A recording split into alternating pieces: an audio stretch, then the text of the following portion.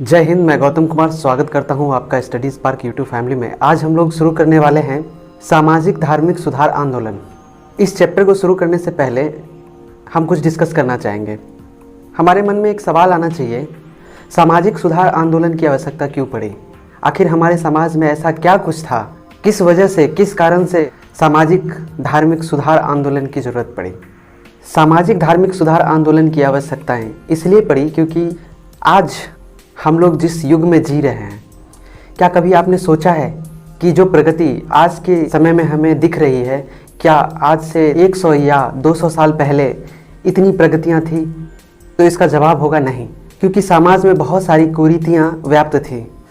आपने इतिहास में पढ़ा होगा कि पहले जो हमारा समाज था वो कर्म के आधार पर बटा हुआ था, लेकिन जैसे जैसे उत्तर वैदिक काल आया तो हमारा समाज धार्मिक होता चला गया और एक समय में आकर जाति विशेष पर हो गया। धार्मिक आधार पर समाज का बंटवारा करना और उसमें व्याप्त कुरीतियाँ समाज के विकास में बाधक साबित हुई। ये धार्मिक कुरीतियाँ जो थी सभी धर्मों में पाए जाते थे, चाहे वो हिंदू हो या मुस्लिम हो, सिख हो, ईसाई हो, हर धर्म में थे। सभी धर्मों में धार्मिक सुधार हेतु कई आंदोलन प्रारंभ किए गए। इन आंदोलनों में एक महत्वपूर्ण आंदोलन का हम लोग डिस्कस करना चाहेंगे, जिसे नानोतवी और राशिद अहमद ने प्रारंभ किया था। ये आंदोलन मुस्लिम समुदाय में, मुस्लिम धर्म में प्रारंभ किया गया था, जिसे देवबंद आंदोलन कहा गया। देवबंद आंदोलन मुस्लिम सुधार आंदोलनों के बीच एक कट्टरवादी मदरसा था। इसकी स्थापना नानोतवी और राशिद अहमद ने की। देवबंद आंदोलनों को मुस्लिम उलेमा के बीच रूढ़िवादी दल ने एक धार्मिक उत्थान आंदोलन के रूप में संगठित किया था, जिसका उद्देश्य मुसलमानों के बीच कुरान और हदीस की विशुद्ध तालीम का प्रचार करना और विदेशी शासकों के खिलाफ जिहाद की भावना को जिंदा रखना था। आपने जाना देवबंद आंदोलन के बारे में। इस कॉन्सेप्ट पर क्वेश्चन पूछ लिए जाते हैं। आइए डिस्कस करते हैं क्वेश्चन को। क्वेश्चन है, भारत में देवबंद स्कूल का संस्थापक कौन थे? Option A Mohammad Ali, option B Syed Ahmad Barelvi, option C Mohammad Qasim Nanotvi और Rashid Ahmad Gangohi, and option D Haji Shariatullah. हम लोगों ने डिस्कशन किया और डिस्कशन से इसका आंसर होगा आंसर सी मोहम्मद कासिम नानोतवी और राशिद अहमद गंगोही। जिस प्रकार मुस्लिम समुदायों में धार्मिक आंदोलन प्रारंभ किए गए, उसी प्रकार हिंदू धर्म में भी बहुत सारे आंदोलन प्रारंभ किए गए और उन्होंने धार्मिक सुधार आंदोलनों हेतु बहुत सारी संस्थाओं का स्थापना किया और उन संस्थाओं के माध्यम से धार्मिक सुधार आंदोलन किए। जानते हैं उन धार्मिक सुधार आंदोलन के नेताओं के नाम और उनकी संस्थाओं के बारे में। प्रार्थना समाज एक संस्था है जिसके संस्थापक थे आत्माराम पांडुरंग। वहीं युवा भारत, जिसे यंग इंडिया भी कहा जाता है, जिनके संस्थापक मोहनदास करमचंद गांधी थे। लोकहितवादी एक संस्थान थी धार्मिक सुधार आंदोलन के लिए, जिनके संस्थापक थे गोपाल हरि देशमुख। वहीं सत्यशोधक समाज के संस्थापक ज्योतिबा फुले थे। रहनुमाई मजदयासन सभा के संस्थापक नौरोजी फुरदोनजी थे। एग्जाम में धार्मिक सुधार आंदोलन से संबंधित संस्था एवं उनके संस्थापक के नाम पूछ लिए जाते हैं और इस आधार पर कुछ क्वेश्चन बनते हैं जिसको हम डिस्कस कर रहे हैं। प्रार्थना समाज, युवा भारत, लोकहितवादी, सत्यशोधक समाज और रहनुमाई मजदयासन सभा के लिए नीचे दिए गए विकल्पों में से क्रमशः सही संयोजन कौन सा है? नीचे ऑप्शन दिया गया है। ऑप्शन देखने के बाद आंसर होगा इसका बी, आत्माराम पांडुरंग, मोहनदास करमचंद गांधी, गोपाल हरि देशमुख, ज्योतिबा फुले, नौरोजी फुरदोनजी। हम लोग जब सामाजिक धार्मिक सुधार आंदोलन की बात कर रहे हैं और बात हो रही थी कर्म के आधार पर समाज के विभाजन की, लेकिन पूर्व वैदिक काल तक तो ठीक था, कर्म के आधार पर वर्ण व्यवस्थाएं थी।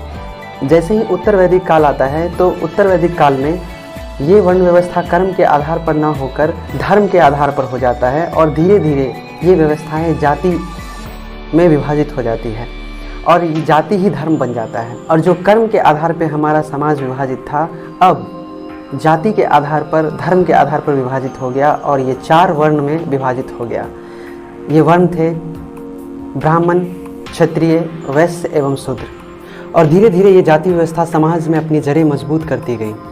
साथ ही साथ इन व्यवस्थाओं में कुछ बुराइयां थीं। इन बुराइयों को दूर करने के लिए कुछ सामाजिक धार्मिक सुधार आंदोलन चलाए गए। वहीं आर्य समाज ने समाज में व्याप्त जाति विहीन और वर्ग विहीन समाज के उत्थान के लिए वेदों से प्रेरणा लिया और समाज से इन कुरीतियों को दूर करने के लिए कदम उठाए और आर्य समाज को हिंदू धर्म का वास्तविक मूल बीज कहा जाता था एवं इन्होंने वेद की ओर वापस लौटो का नारा दिया। साथ ही साथ इन्होंने आर्य समाज के बाद के जितने भी पुराण थे या हिंदू धर्म ग्रंथ थे उनकी आलोचना की। इन्होंने हिंदू कट्टरता, जातिगत कठोरता, छुआछूत, मूर्ति पूजा, बहुत सारे देवताओं के पूजा का विरोध किया, जादू टोना, पशु बलि का निंदा किया। साथ ही साथ समुद्र यात्राओं पर जो निषेध था, प्रतिबंध लगा हुआ था, उसका विरोध किया। श्राद्ध में मृतकों को खिलाने के लिए जो व्यवस्थाएं थी, किसी आदमी के मर जाने पे जो श्राद्ध क्रम होता है उनमें जो खिलाया जाता है उसका भी विरोध किया। हम लोगों ने जाना आर्य समाज के बारे में और सामाजिक धार्मिक आंदोलन में आर्य समाज के योगदान के बारे में। चलिए इस पर कुछ स्टेटमेंट बेस्ड क्वेश्चन है, इसको सॉल्व करते हैं। क्वेश्चन है, निम्नलिखित कथनों पर विचार करें। स्टेटमेंट ए है, आर्य समाज ने अपनी प्रेरणा वेदों से ली। ऑप्शन बी है, रामकृष्ण आंदोलन की तरह आर्य समाज ने आध्यात्मिक उत्साह और सशक्त सर्वशक्तिमान ईश्वर की पूजा के विकास में मूर्ति पूजा की उपयोगिता और मूल्य को पहचाना। निम्नलिखित कथनों में से कौन सा सही है? ऑप्शन ए केवल ए सही है, ऑप्शन बी केवल बी सही है, ऑप्शन सी दोनों सही है, ऑप्शन डी कोई सही नहीं है। स्टेटमेंट देखने के बाद ऑप्शन ए करेक्ट आंसर है। आर्य समाज ने अपनी प्रेरणा वेदों से ली और वही हमने पढ़ा था, दयानंद सरस्वती ने कहा था वेदों की ओर लौटो, इसलिए करेक्ट आंसर ऑप्शन ए होगा। समाज में व्याप्त कुरीतियों को समाप्त करने के लिए बहुत सारे महान विद्वानों ने अपना योगदान दिया, जिनमें दयानंद सरस्वती के बारे में हम लोगों ने चर्चा किया। वहीं ईश्वरचंद्र विद्यासागर जिन्होंने अपना बहुत ही महत्वपूर्ण योगदान दिया है, उनकी चर्चा करते हैं। ईश्वरचंद्र विद्यासागर संस्कृत के एक प्रसिद्ध विद्वान थे और वे वर्ष 1851 में संस्कृत विद्यालय के प्रधानाध्यापक बने। संस्कृत कॉलेज ने उनके संस्कृत में बहुत ही अधिक ज्ञान के वजह से विद्यासागर की उपाधि प्रदान की। आपको बता दें कि ईश्वरचंद्र विद्यासागर जाति से ब्राह्मण नहीं थे। इस प्रकार गैर ब्राह्मण छात्रों को संस्कृत विद्यालय में प्रवेश मिलने से उन्होंने प्रचलित जाति व्यवस्था पर प्रहार किया। विद्यासागर महिलाओं की शिक्षा के कट्टर समर्थक थे और वर्ष 1849 में लड़कियों के लिए पहले भारतीय स्कूल बैथून स्कूल को स्थापित करने में ड्रिंक वाटर बैथून की सहायता की। विद्यासागर ने बंगाली भाषा के विकास में सर्वाधिक योगदान दिया और बंगाली में आधुनिक गद्य शैली के विकास में योगदान किया। उन्होंने एक बंगाली भजन पुस्तक वर्ण परिचय लिखी जो आज भी प्रचलित है, आप ढूंढेंगे तो मिल जाएगा, और सोम प्रकाश विद्यासागर द्वारा शुरू किया गया समाचार पत्र था। ये हमने पढ़ा इनके योगदान के बारे में। इन पर क्वेश्चन पूछ लेता है, जानते हैं कैसा क्वेश्चन होता है, क्वेश्चन के प्रकार को। फ्रेंड्स, मैं जो क्वेश्चन करा रहा हूँ ये एक क्वेश्चन अपने आप में 5 क्वेश्चन के बराबर है, अगर इसे आप वन लाइनर फॉर्म में बनाएंगे तो। इसीलिए घबराना नहीं है, आप क्वेश्चन को सॉल्व कीजिए, तो बहुत सारी जानकारी प्राप्त होंगी। शुरू करते हैं। ईश्वरचंद्र विद्यासागर के बारे में निम्नलिखित कथनों पर विचार करें। पहला कथन है, उन्होंने वर्ष 1849 में लड़कियों के लिए पहले भारतीय स्कूल बैथून स्कूल को स्थापित करने में ड्रिंक वाटर बैथून की सहायता की। दूसरा कथन है, उन्होंने वर्ष 1851 में संस्कृत विद्यालय की स्थापना की। वहीं तीसरा कथन है, बाबू विवाह उनके द्वारा लिखित सबसे महत्वपूर्ण पुस्तकों में से एक थी। सही कथन का चयन करें। आपको ऑप्शन देखने के बाद लग रहा होगा कि ऑप्शन सभी सही हैं, लेकिन इसका सही जो आंसर होगा ऑप्शन सी 1 और 3 होगा। उन्होंने वर्ष 1849 में लड़कियों के लिए पहले भारतीय स्कूल बैथून स्कूल को स्थापित करने में ड्रिंक वाटर बैथून की सहायता की, ये करेक्ट है। वहीं तीसरा, बाबू विवाह उनके द्वारा लिखित सबसे महत्वपूर्ण पुस्तकों में से एक थे, ये भी सही है। वहीं ऑप्शन 2 गलत है। ऑप्शन 2 आप देख रहे होंगे, आपको लग रहा होगा सही है, लेकिन उन्होंने वर्ष 1851 में संस्कृत विद्यालय की स्थापना नहीं की थी। उन्होंने 1851 में संस्कृत विद्यालय में प्रधानाध्यापक के रूप में अपना योगदान दिया था। ओके, यही कन्फ्यूज़न हो जाता है। स्टेटमेंट को पूरा पढ़ना चाहिए, क्वेश्चन को पूरा पढ़ेंगे तो आपको सही आंसर मिलेगा। हम लोगों ने सामाजिक धार्मिक सुधार आंदोलन में 2 महान विद्वानों के बारे में डिस्कस किया। वहीं एक महान व्यक्तित्व है केशव चंद्र सेन, जिनके बारे में चर्चा करते हैं। केशव चंद्र सेन का समूह मूल निकाय, जो कि आदि ब्रह्म समाज था, उससे अलग हो गया और वर्ष 1866 में भारतीय ब्रह्म समाज नामक एक नए संगठन का गठन किया। केशव चंद्र सेन ने भारतीय समाज सुधार के लिए भारतीय सुधार संघ वर्ष 1870 का गठन किया और ब्रिटिश सरकार को वर्ष 1872 में native marriage act, civil marriage act के रूप में जिसे जाना जाता है, बनाने के लिए राजी किया, जिसने ब्रह्म विवाह को वैध बना दिया और दूल्हे एवं दुल्हन के लिए न्यूनतम आयु क्रमशः 18 और 14 वर्ष निर्धारित कर दिया। दूल्हा का उम्र 18 वर्ष और दुल्हन की उम्र 14 वर्ष निर्धारित की। 24 जनवरी 1868 को वार्षिक महोत्सव के अवसर पर केशव चंद्र सेन ने अपने मंदिर टेबरनेकल ऑफ न्यू डिस्पेंसेशन की आधारशिला रखी। भारतीय सुधार संघ का गठन करना, ब्रिटिश सरकार को नेटिव मैरिज एक्ट पारित करने हेतु प्रेरित करना, राजी करना, साथ ही साथ ब्रह्म विवाह को वैध बनाना, ये सब इनके योगदान हैं। इस आधार पर क्वेश्चन पूछ लिए जाते हैं, डिस्कस करते हैं। निम्नलिखित कथनों पर विचार करें। पहला, केशव चंद्र सेन ने वर्ष 1866 में भारतीय ब्रह्म समाज की स्थापना की। दूसरा स्टेटमेंट है, उन्होंने भारतीय सुधार संघ जो कि वर्ष 1870 में स्थापित हुआ उसका गठन किया और ब्रिटिश सरकार को वर्ष 1872 का नेटिव मैरिज एक्ट बनाने के लिए राजी किया। तीसरा स्टेटमेंट है, उन्होंने अपने मंदिर टेबरनेकल ऑफ न्यू डिस्पेंसेशन की आधारशिला रखी। उपयुक्त कथनों में से कौन सा कथन सही है? ऑप्शन देखने के बाद आंसर हो जाएगा ऑप्शन डी, सभी कथन सही हैं। जब सामाजिक धार्मिक सुधार आंदोलन हो रहा था, सोशल रिलीजियस रिफॉर्म मूवमेंट हो रहा था, उस समय सिर्फ धर्म ही एक बहुत बड़ी समस्या नहीं थी, सिर्फ जाति ही बहुत बड़ी समस्या नहीं थी। उस समय महिलाओं की स्थिति भी बहुत दयनीय थी। उनकी स्थिति में सुधार हेतु बहुत विद्वानों ने उनकी शिक्षाओं को लेकर, उनके विकास को लेकर कई सारे आंदोलन शुरू किए। इस आधार पर एक क्वेश्चन पूछा जाता है, क्वेश्चन डिस्कस करते हैं। निम्नलिखित में से कौन महिलाओं की शिक्षा को बढ़ावा देने में शामिल नहीं था? पहला है, राष्ट्र गुफ्तार पत्रिका के माध्यम से दादा भाई नौरोजी ने। दूसरा, युवा बंगाल आंदोलन। तीसरा, गोविंद रानाडे। चौथा, ईश्वरचंद विद्यासागर। इस क्वेश्चन का आंसर देने से पहले हम लोग इसके बारे में जान लेते हैं कि ये राष्ट्र गुफ्तार पत्रिका के माध्यम से दादा भाई नौरोजी ने क्या रिफॉर्म्स किए, युवा बंगाल आंदोलन के द्वारा क्या रिफॉर्म्स किया गया। पारसी समुदाय में विशेष रूप से लड़कियों के बीच शिक्षा के प्रसार के लिए दादा भाई नौरोजी ने राष्ट्र गुफ्तार की शुरुआत की। वहीं ऑप्शन बी है, विवियन डेरोजियो ने युवा बंगाल का आह्वान किया, जहां उन्होंने सभी पुराने सामाजिक परंपराओं और रीति रिवाजों का उपहास किया, परमेश्वर के अस्तित्व पर चर्चा की, धार्मिक और सामाजिक संबंधों को परिभाषित किया और महिलाओं के लिए विचार और अभिव्यक्ति की स्वतंत्रता और शिक्षा की स्वतंत्रता की मांग की। युवा बंगाल का आह्वान विवियन डेरोजियो के द्वारा किया गया और इसके तहत भी महिलाओं के अभिव्यक्ति की स्वतंत्रता और शिक्षा की स्वतंत्रता की मांग की गई थी। गोविंद रानाडे सामाजिक सम्मेलन आंदोलन के संस्थापक थे। उन्होंने अंतिम सांस तक आंदोलन का समर्थन किया। बाल विवाह के खिलाफ उनके सामाजिक सुधार प्रयास किए गए। विधवाओं का सिर मुंडवाने और शादी की भारी लागत का भी विरोध किया उन्होंने। वहीं अन्य सामाजिक कार्यों और जाति प्रतिबंध का विरोध किया। साथ ही साथ विदेश यात्रा करने पर जो रोक लगी थी उसका भी विरोध किया। पहले के समय में समुद्र को पार करना धर्म के विरुद्ध माना जाता था, एक पाप माना जाता था, जिसमें यह मान्यताएं थी समाज में कि जो समुद्र पार करके विदेश जाएंगे, समुद्र पार करेंगे, वो मर जाएंगे, उनकी मृत्यु हो जाएगी, वो वापस लौट कर नहीं आएंगे। इस धारणा का भी इन्होंने विरोध किया।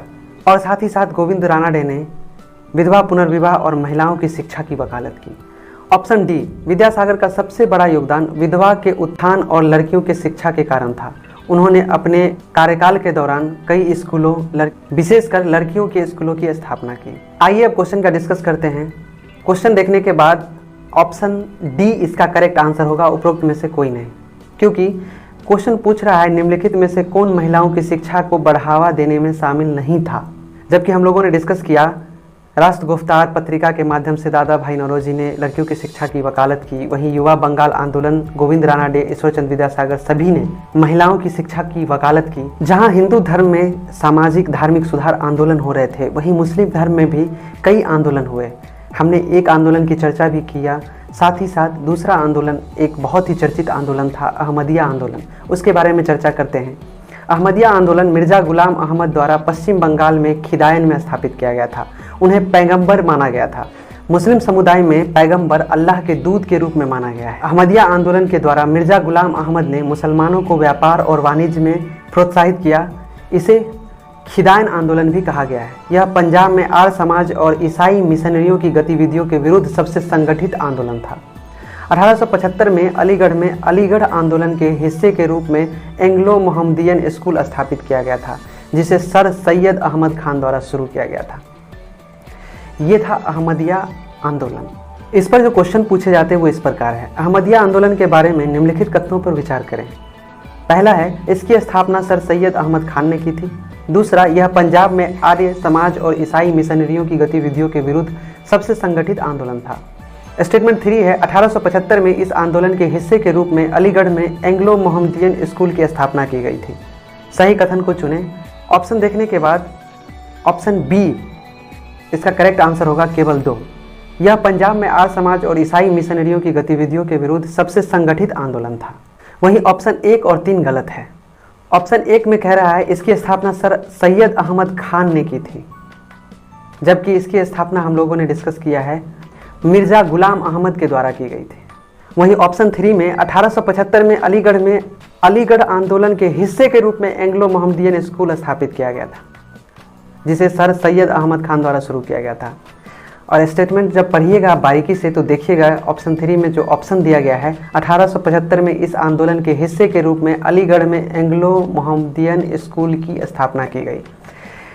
मीन्स कि अहमदिया आंदोलन के हिस्से के रूप में की गई, जबकि अलीगढ़ आंदोलन के हिस्से के रूप में अलीगढ़ एंग्लो मोहम्मदियन स्कूल की स्थापना की गई थी। ये कंफ्यूज करता है आपको। जब तक आपका कॉन्सेप्ट क्लियर नहीं होगा, आपको लगेगा कि स्टेटमेंट जो दिया गया है वो करेक्ट है, लेकिन थोड़ा सा मिस्टेक करके दिया जाता है। स्टेटमेंट को बारीकी से पढ़ना पड़ता है, फिर आप आंसर कर पाते हैं।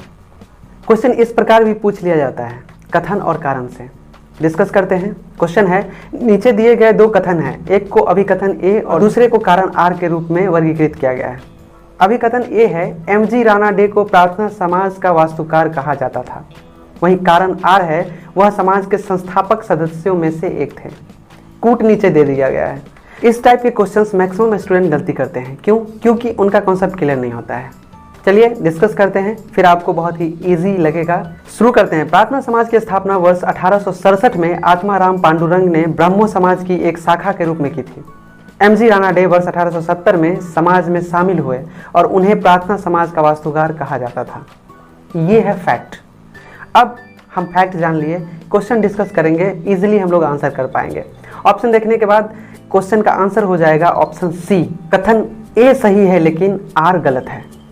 ए में है, एमजी राणा डे को प्रार्थना समाज का वास्तुकार कहा जाता था, करेक्ट है।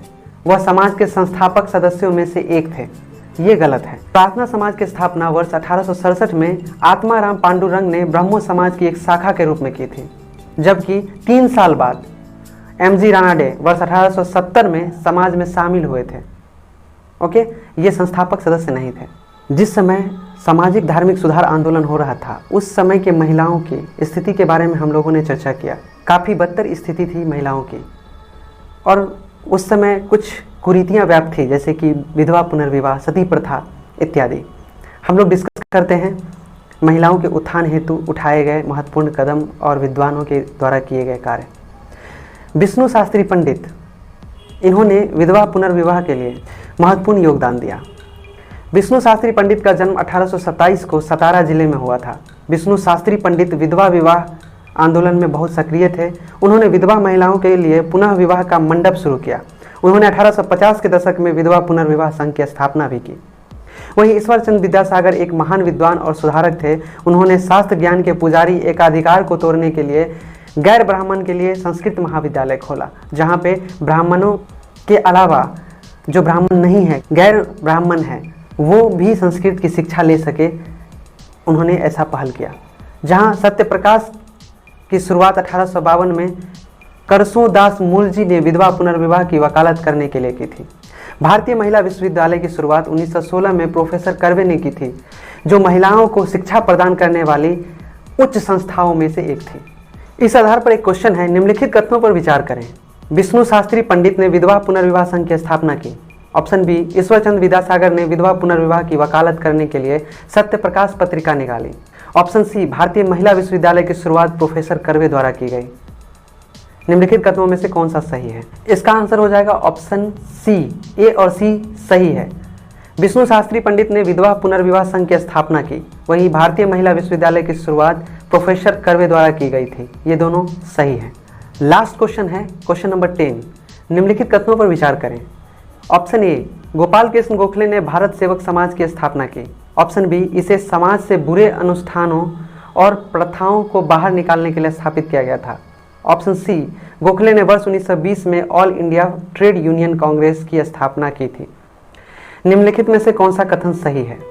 इस टाइप के क्वेश्चन को सॉल्व करने के लिए हमें प्रत्येक स्टेटमेंट की जानकारी आवश्यक है, तभी हम लोग क्वेश्चन को सॉल्व कर पाएंगे। तो चलिए हम लोग डिस्कस कर लेते हैं, फिर इस क्वेश्चन को सॉल्व करेंगे ताकि आपके लिए भी इजी हो जाए इस क्वेश्चन को समझने में और आप आसानी से इस क्वेश्चन को सॉल्व कर पाएं। भारतीय राष्ट्रीय कांग्रेस के उदारवादी नेता गोपाल कृष्ण गोखले ने 1905 में सर्वेंट्स ऑफ इंडिया सोसाइटी की स्थापना की। भारत सेवक समाज का उद्देश्य भारत की सेवा के लिए राष्ट्रीय मिशनरियों को प्रशिक्षित करना था। संवैधानिक माध्यम से भारतीय लोगों के सच्चे हित को बढ़ावा देना इसका मुख्य उद्देश्य था और साथ ही साथ निस्वार्थ भावना से श्रमिकों का, लेबर का एक कैडर तैयार करना था जो अपने जीवन को इस देश के विकास के लिए समर्पित करे और इस देश को धार्मिक भावना वाला देश बनाए। इसका मुख्य उद्देश्य ये था। वहीं all India trade union Congress AITUC Bharat का सबसे पुराना ट्रेड यूनियन फेडरेशन है। यह राजनीतिक रूप से किसी भी राजनीतिक दल से संबंध नहीं है। इसकी स्थापना 31 अक्टूबर 1920 को बॉम्बे में Lala Lajpat Rai, Joseph Batista, NM Joshi और दीवान चमन लाल द्वारा की गई थी। हमने जान लिया स्टेटमेंट। अब क्वेश्चन सॉल्व करते हैं। ऑप्शन देखने के बाद इसका आंसर हो जाएगा ऑप्शन ए, केवल ए सही है।